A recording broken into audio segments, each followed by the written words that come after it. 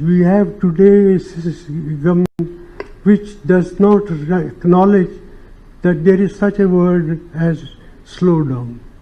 And I think this is not good for our country.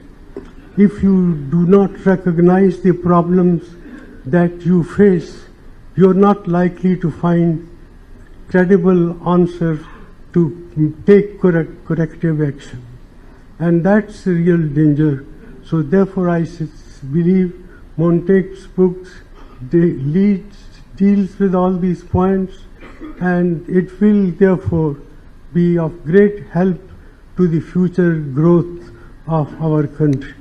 Montague has also pointed out that contrary to what the ruling group may say, today the 5 trillion economy by 2024-25 is wishful thinking.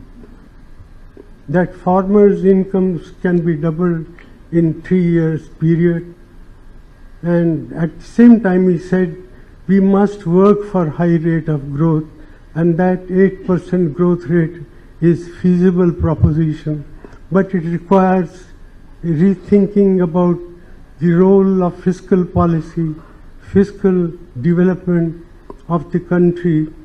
There's need for tax reforms in a much bolder way, because he said, as he points out, in our country, if you look at the real picture, the real fiscal deficit, center state combined, is as high as 9%, and that's not good for satisfying our ambitions of having a dynamic economy growing at the rate of 8 to 10%. Therefore, he ends up by advocating fiscal reforms, tax reforms, also increasing expenditure in directions in which it should be increased, that is infrastructure, health, education, defense, and all these activities require much greater attention than they have received in the past.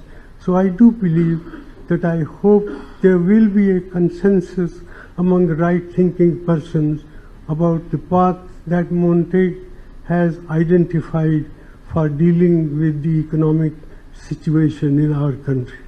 I do believe that there is need for rethinking the informed process, fresh, second generation of reforms requires new pathways, and these new pathways can emerge only through solid discussion of the alternatives that our country faces and the challenges that our country faces.